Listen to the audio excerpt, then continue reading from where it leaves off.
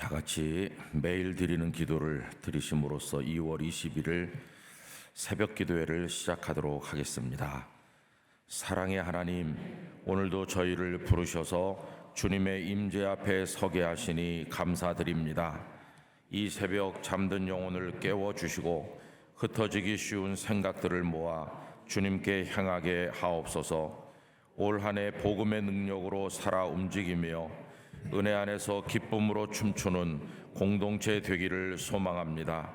십자가와 부활의 복음으로 다시 일어서게 하시고 말씀 앞에서 우리의 마음이 새로워지게 하옵소서. 지금 이 순간에도 폭력과 재난으로 인해 신음하는 이들을 주님의 따스한 손길로 어루만져 주시고 북녘 땅에도 얼어붙은 마음과 굳게 닫힌 장벽이 주님의 때에 허물어지게 하옵소서.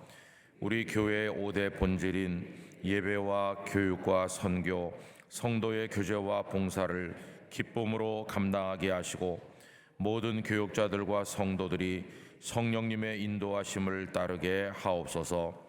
예수님의 이름으로 기도드립니다. 아멘.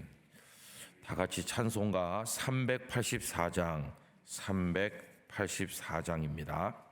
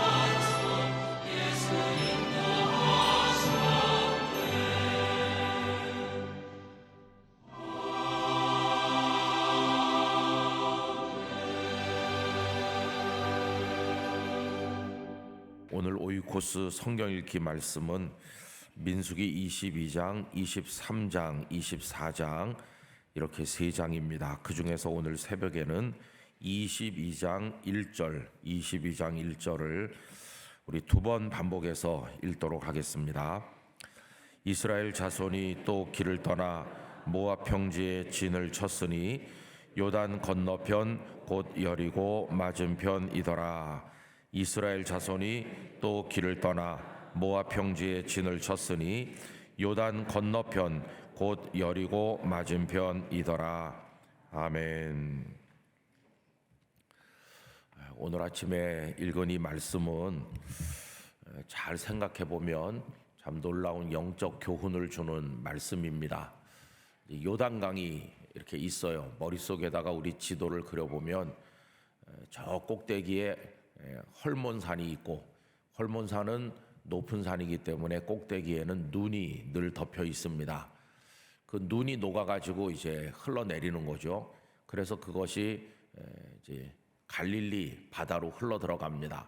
갈릴리 바다는 물고기가 사는 생명의 바다고, 그게 계속 남쪽으로 흘러내려가지고 그 다음 바다로 들어가는데, 그 다음 바다는 죽음의 바다인 사해입니다.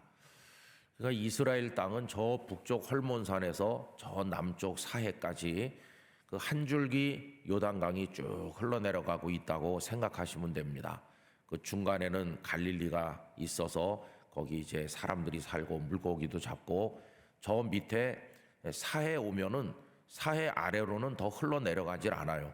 거기는 비가 워낙 오지 않는 곳이고, 이제 그 근처부터 네게부 사막이라고 하는 게 시작됩니다. 옛날 번역에는 남방 광야 이런 식으로도 표현돼 있었는데, 그게 네게부 사막이 쭉 시작돼 가지고 그게 시나이 반도를 거쳐서 이집트까지 그 나일강이 있는 데까지는 아주 황량한 그런 곳이죠. 그런데 그 요단강을 중심으로 해서 요단강 동쪽과 서쪽을 성경이 많이 나눠서 얘기합니다. 여러분, 가나안 땅 그러면은 요단강을 기준으로 해서 서쪽을 말하는 겁니다. 요단강 서쪽에서 어디까지냐 하면 지중해 해안선 있는 데까지, 그러니까 지중해 바다에서부터 요단강까지가 엄밀한 의미로 가나안 땅이라고 하는 거죠. 그래서 이스라엘 백성들이 가나안 땅에 들어갈 때 요단강을 건너서 들어가잖아요. 그러니까 그들이 요단강을 건넌다는 것은 요단강 동쪽에 있는 겁니다. 동쪽에 있었는데 요단강을 건너서 서쪽으로 이제 넘어가서 이제 거기가 가나안이 되는 거죠. 그 요단강 동쪽은 그러면 어디냐 하면은 구약 성경 시대 보면은 거기가 모압 사람들이 살았고, 암몬 사람들이 살았고, 또 에돔 사람들이 살았어요.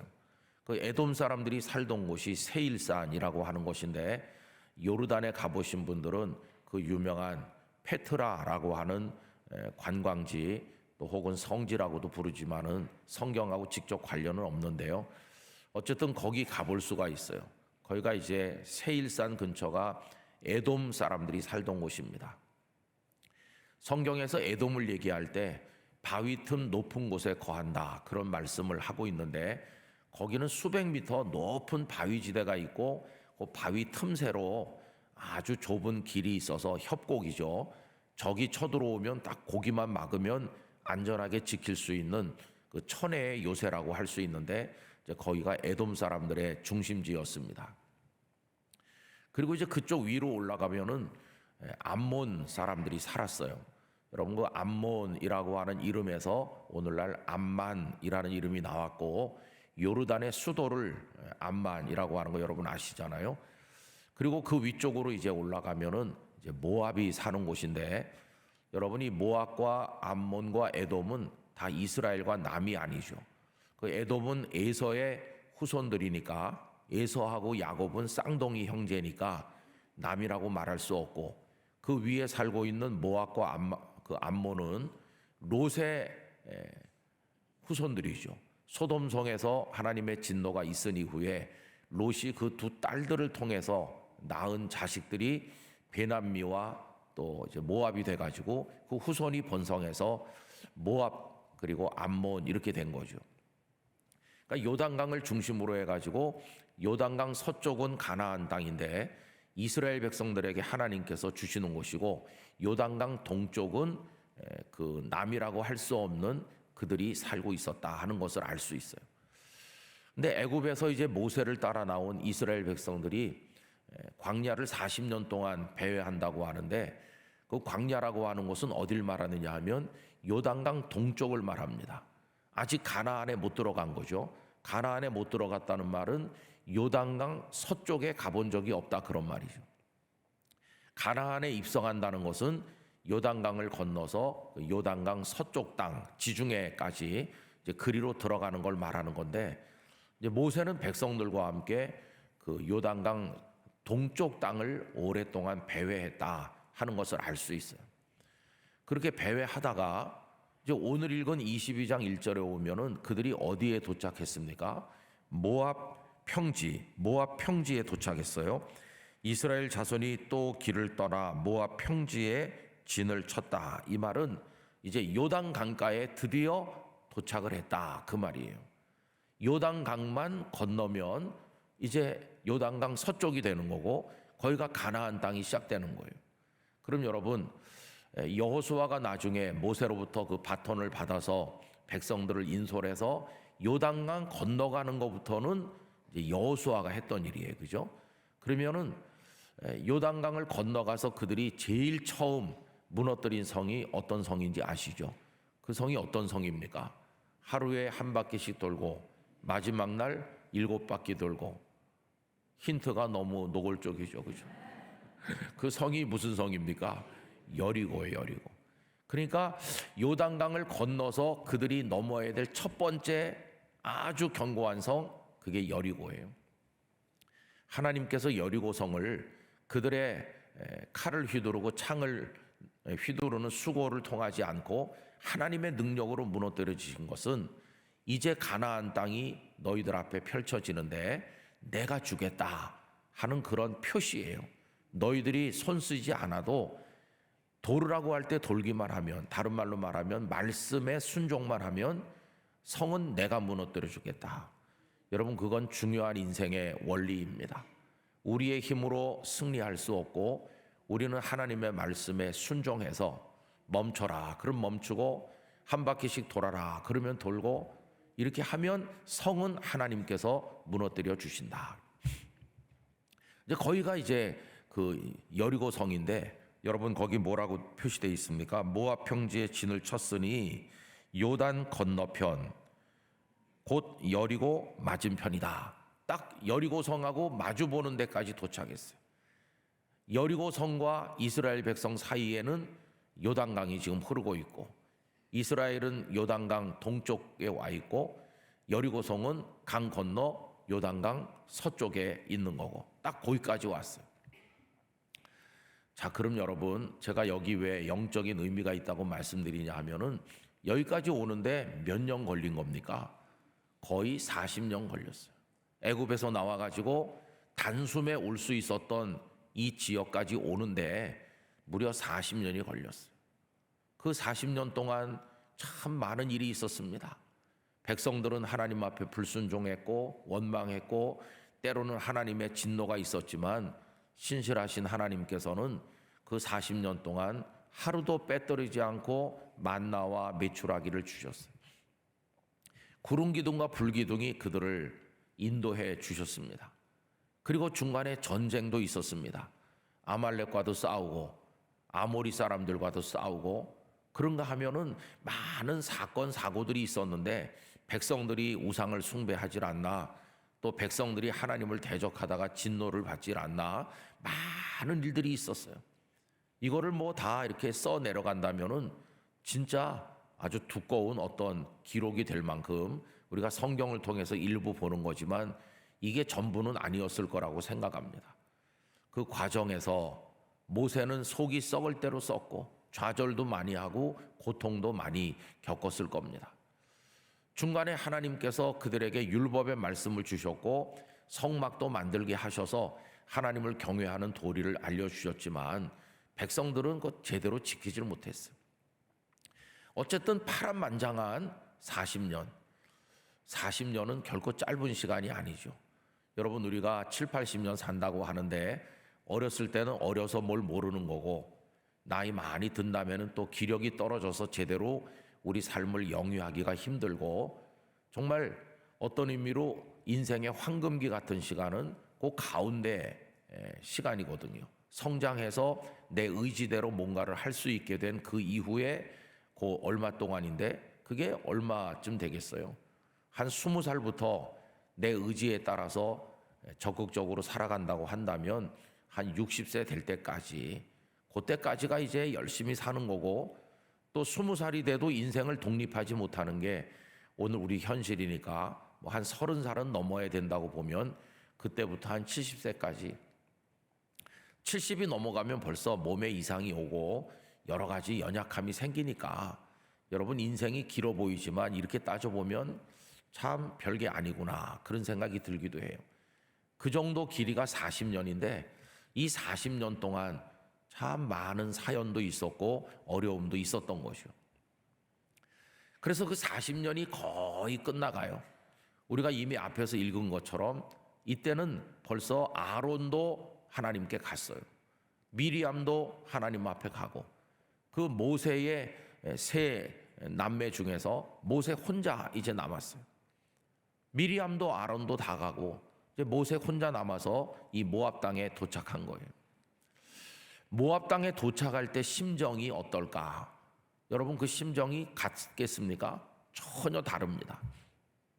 예를 들면 할아버지하고 손자하고 길을 같이 걷는 것과 같아요. 이 모세는 할아버지에 해당한다고 할 수 있고, 지금 모세 뒤를 따라오는 백성들은 손자와 같다고 할 수 있어요. 지금 모세 뒤에 있는 이스라엘은 어떤 사람들입니까? 애굽에서 같이 나온 사람들이 아닙니다. 애굽에서 같이 나왔던 그 1세대들은 하나님을 원망하다가 그 정탐꾼 갔다 온 이후에 그들의 행동으로 인해서 40년을 광야에서 배회하다가 다 죽었습니다. 그리고 지금 모세 뒤에 있는 사람들은 애굽에서 나올 때 어린 아이였던가, 아니면 광야에서 새로 태어난 젊은 이스라엘이 지금 모세 뒤에 있는 거예요. 그러니까 마치 이 모습은 할아버지가 손자의 손을 잡고 길을 가는 것과 같은데, 길을 가다가 모압 평지에 도착하는 거예요. 그때 할아버지의 감회와 손자의 감회가 똑같을까요? 전혀 다릅니다. 할아버지와 같은 모세는 여기 도착하면서 저 너머의 요단강을 바라보면서, 요단강 너머가 가나안 땅인 걸 생각하면서 모세는 무슨 생각을 했을까요? 희망에 넘치는 생각을 했을까요? 아마도 아닐 것입니다. 오히려 모세는 이런 생각을 했을 겁니다. 하나님께서 나에게 너는 가나안에 들어가지 못한다 말씀하시지 않았나. 그러니까 모압 평지에 도달한다는 것은 모세 입장에서 보면 자기 인생이 끝날 때가 왔다, 그런 뜻이에요. 이제 내 인생도 여기서 마무리되겠구나. 누이도 떠났고 형님도 떠났고 이제는 내 차례인데, 좀 다른 말로 말하면 내가 죽을 자리에 드디어 도착했구나, 그런 심정이었을 거예요. 아직도 이 백성들에게 남겨줄 말씀이 많고 이들을 잘 정신적으로 영적으로 무장시켜서 가나안의 백성이 되도록 해야 될 마지막 사명이 남아있고, 그게 신명기입니다. 신명기는 모압 평지에 도달한 모세가 백성들을 모아놓고 유언처럼 내가 떠난 이후에 너희들은 이렇게 해야 된다, 그걸 신신당부하면서 자 이제 나는 떠날 것이고 여기 여호수아가 있지 않느냐, 여호수아를 중심으로 가나안에 들어가라, 이제 그 얘기를 하는 게 그게 신명기거든요. 그래서 신명기 맨 마지막 장 34장은 모세가 죽는 이야기를 담고 있지 않습니까? 그리고 여호수아 1장으로 넘어가면 이제 여호수아의 시대가 열리면서 그가 백성들을 데리고 요단강을 건너가는 이야기부터 시작돼요.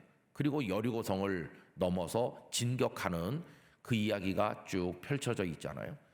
그러니까 이 모압 평지라는 곳은 그런 의미가 있는 곳이, 한평생 살다가 내 인생을 마무리해야 될 그 지점에 도착했구나. 이 모압 평지가 나 모세에게는 파란만장했던 120년 인생을 종결짓는 곳이로구나. 그런 마음으로 모세는 모압 평지에 서 있는 거예요. 그런데 어린 손자와 같은 백성들의 마음은 어땠을까요? 아마 백성들은 모세의 마음을 이해하지 못했을 거예요. 모세는 그런 마음으로 여기서 나의 사명을 완수하고 나도 이제 하나님께로 간다, 이런 생각했을 텐데 백성들은 소망으로 넘쳤을 거예요. 자 봐라, 저희가 저 요단강이야, 저 넘어 저 땅이 바로 우리가 들어갈 가나안 땅이야. 그들 속에는 희망이 막 넘쳐 흐르는 거죠. 그리고 얼마간의 시간이 지나서 모세가 그들에게 남길 말씀 다 남긴 다음에 드디어 그들은 헤어집니다. 모세는 비스가산 꼭대기에 올라가서 그 가나안 땅을 쭉 한번 바라보고 하나님의 부르심을 받았고, 남은 백성들은 모세를 위해 애곡하고 장례가 끝난 다음에 여호수아를 중심으로 그들은 그들의 인생을 이어나가는 거예요. 한 집안에서도 그렇죠. 부모님이 떠나신다고 모든 삶이 중단되는 건 아닙니다. 부모님은 부모님의 삶, 하나님이 허락하신 데까지 열심히 걸어 당신의 인생을 완성하고 하나님의 부르심을 받는 거고, 남아있는 아들, 딸들, 손자, 손녀들은 또 그들의 인생을 계속 살아나가는 거죠. 그 남아있는 사람들, 그들이 뭐 영생하는 건 아니죠. 그들도 그 이후 몇십 년을 또 걷다 보면 또 그들의 삶이 마무리될 곳이 오고, 또 그 다음 후손들은 슬퍼하지만 또 그들의 길을 가는 거예요. 여러분, 이 요단강을 기점으로 헤어진 이야기가 성경에 또 하나 나옵니다. 요단강에서 헤어지는 이야기. 이거 알면은 성경 실력이 상당하신 건데, 그게 뭐냐 하면은 엘리야와 엘리사가 헤어지는 장면이에요. 여러분 생각나세요? 열왕기하 그 말씀 읽어보면 하나님께서 엘리야를 하늘로 데려가시려고 작정하셨어요. 근데 엘리사가 졸졸 따라오잖아요. 엘리야가 뭐라고 말하냐 하면은 따라오지 말아라 이렇게 하는데도 엘리사가 계속 따라갑니다. 근데 그 방향이 반대예요. 여기하고 여기는 지금 요단강 동쪽에서부터 와가지고 여기 요단강가에 도착을 했고, 이제 백성들은 서쪽으로 건너갈 거잖아요. 그런데 엘리야와 엘리사는 방향이 반대예요. 그때는 이미 가나안 땅에 들어간 다음이니까 요단강 서쪽에서 출발해가지고 여리고 성을 거쳐서 요단강을 건너요. 동쪽으로, 방향이 반대죠. 이렇게. 그런데 요단강 건널 때 어떻게 건넙니까? 여기 여호수아가 백성들과 함께 건널 때는 제사장들이 언약궤를 메고 발을 요단강에 들여놓으니까 흘러내리던 요단강 물이 멈춰가지고, 그래서 백성들이 건넜잖아요. 여호수아 3장에 4장에 쭉 이어 나옵니다. 근데 엘리야와 엘리사가 요단강을 그 서쪽에서 동쪽으로 건널 때는 무슨 방법으로 물을 가르고 건넜나요? 그때는 엘리야가 입었던 그 겉옷을 벗어서 물을 이렇게 치니까 물이 갈라지면서 엘리야와 엘리사가 건넌 거예요. 그죠? 그래서 요단강 동쪽으로 넘어온 거죠. 그런데 동쪽으로 넘어오자마자 하늘에 회리바람이 엘리야를 승천시키는 거예요. 그때 엘리사가 자신에게 갑절의 영감을 달라고 이야기하잖아요. 그랬더니 그 엘리야가 입었던 그 겉옷이 엘리사에게 주어지는데, 엘리사는 다시 요단강을 건너서 요단강 서쪽으로 돌아와야 되잖아요. 그때 이 엘리사도 엘리야가 입었던 겉옷을 가지고 또 이 물을 치죠. 그랬더니 물이 다시 갈라진 거예요. 그래서 여러분 성경 퀴즈를 가끔 하죠. 성경에서 요단강이 몇 번 갈라졌습니까? 그러면 여호수아와 백성들이 건너갈 때만 생각하는 분은 한 번이라고 그래요. 근데 엘리야와 엘리사가 건너갈 때까지 생각하는 분은 두 번이라고 그러는데, 엘리사 혼자 다시 건너왔잖아요. 되돌아서. 한 번 더 요단강이 갈라졌다는 걸 알 수 있어요. 근데 거기서도 이제 스승과 제자가 분리되는 거예요. 엘리야도 참 힘든 인생을 살았습니다. 아합과 이세벨이 다스리는 그 북왕국 이스라엘에서 우상이 버글버글하는 그 악한 사회에서 홀로 영적 싸움을 싸우느라고 너무너무 힘들었어요. 갈멜산 꼭대기에서 영적 전쟁을 벌여 승리했지만 탈진했어요. 그래서 열왕기상 18장에는 그가 갈멜산의 승리를 거두는 이야기가 나오고, 바로 19장에 가보면 너무 지친 그가 로뎀나무 그늘 아래 누워서 차라리 나를 죽게 해주세요 이렇게 하는 게 또 나와요. 참 힘든 인생 살았어요. 그 전에는 그리 시냇가에 숨어서 까마귀가 가져다 주는 걸 먹고 살더니, 나중에는 사르밧 과부 집에 가가지고 또 과부 집에 얹혀서 또 살기도 하고 참 고단하게 살았어요. 목숨의 위협을 받아가면서 그렇게 살다가 그의 사명이 끝나는 곳, 그 요단강 건너 동쪽에서 하나님께서 그를 들어올리시는 거예요. 그리고 이제 그때부터 엘리사는 사명의 길을 출발했어요. 스승이 입었던 겉옷을 입고, 그 이후에 열왕기하 2장, 3장, 4장, 5장 쭉 내려가 보면 엘리사의 처절한 영적 싸움이 전개되고 있습니다. 거기 참 멋진 하나님의 이야기도 많아요. 예를 들면 아람의 군대 장관 나병 걸린 나아만 장관이 왔을 때 엘리사가 어떻게 했는지 등등 쭉 나와요. 저는 그 대목을 많이 생각해요. 엘리야와 엘리사가 나란히 길을 가는데 그러나 같이 가는 건 아니에요. 엘리야는 조금 앞에 가는 것이고 엘리사는 조금 뒤에 갑니다. 왜냐하면 두 사람이 살아온 인생이 다르니까. 그래서 엘리야가 먼저 떠나고 엘리사는 뒤따라 가다가 그의 사명이 끝난 이후에 나중에 하나님의 부르심을 받아요. 근데 거기 공통점이 있지요. 한 사람은 먼저 태어나 먼저 사명을 받고 먼저 살다가 먼저 떠나고, 또 한 사람은 늦게 태어나 늦게 부름받고 늦게 사명자가 되고 늦게 그 길을 걷지만 그도 자기 한평생을 하나님 앞에 드리고 가기는 마찬가지인 것이.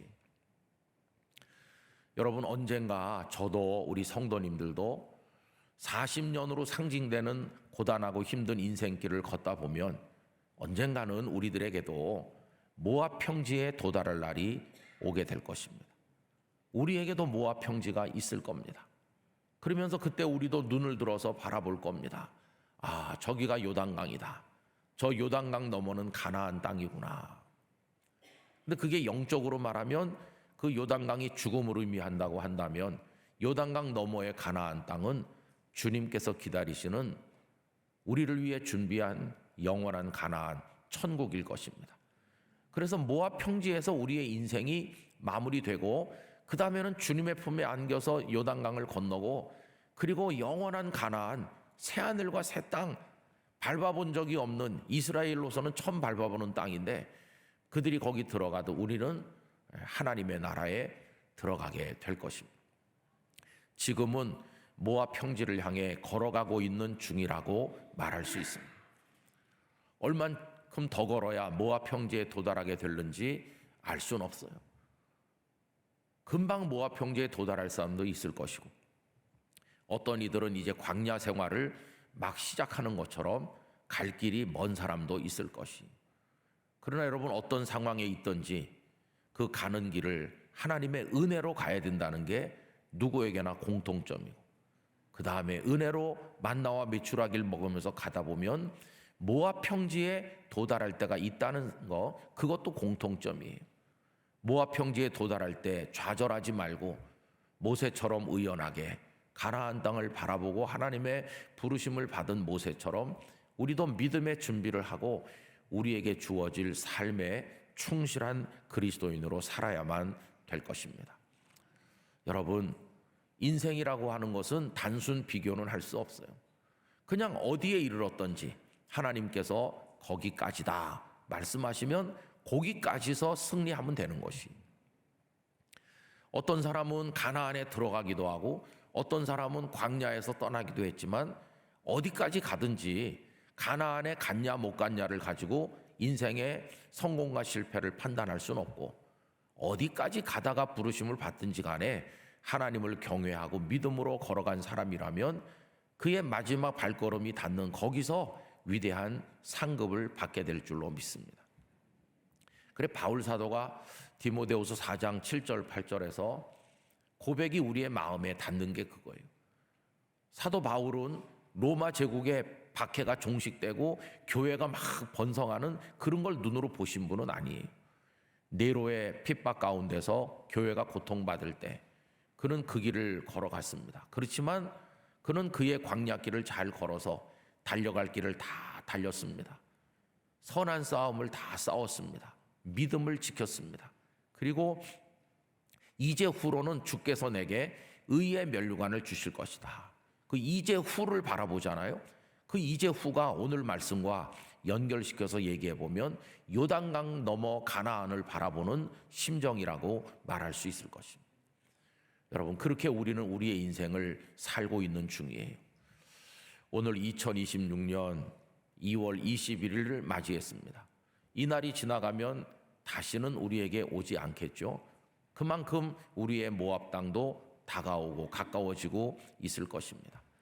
그게 언제일지 모르지만 그때까지 믿음을 따라 오늘 내려주시는 만나를 즐기면서 하나님을 바라보면서 광야가 고단하고 힘들지만 소망을 가지고 꾸준히 걷고 또 걷다 보면 우리 모두는 다 승리자가 될 것입니다. 우리 모두는 다 영원한 가나안 땅을 얻게 될 줄로 믿습니다. 그래서 오늘 이 말씀이 성경 읽을 때 그냥 슬쩍 지나가기 쉬운 말씀이지만 저는 이 1절 말씀 읽으면서 참 많은 생각이 들어요.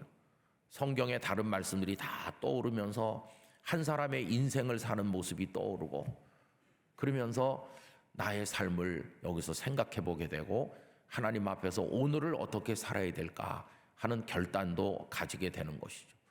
우리 예수님도 그렇게 사셨습니다. 길게 살진 않으셨지만 당신에게 주어진 삶을, 예루살렘을 향해 올라가시고 십자가를 향해 올라가시면서 거기서 당신의 삶을 완성하신 것이죠. 우리 영락교회 성도들께서도 우리의 모압 평지에 도달할 때까지 걸어야 될 길을 잘 걸어가시게 되기를 바랍니다.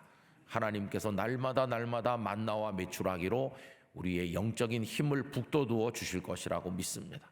그러면서 꾸준히 가고, 누군 좀 먼저 가고 누군 좀 나중 가지만 다 같은 길을 가는 것이니까 영원한 천국을 향해 멈춤이 없는 전진을 할 수 있는 우리 모두가 되기를 간절히 기원합니다.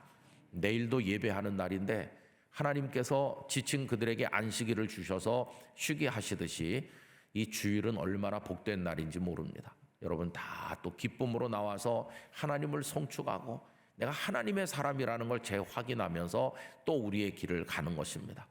한 분 한 분에게 그러한 은혜가 충만하시기를 간절히 축복합니다. 기도하겠습니다. 거룩하신 아버지 하나님, 가데스 바네아 이후에 그들이 광야를 걷기 시작하여 드디어 40여 년이 다 채워질 무렵에 모압 평지에 도달하여 저 너머에 있는 가나안 땅을 바라보게 되었나이다.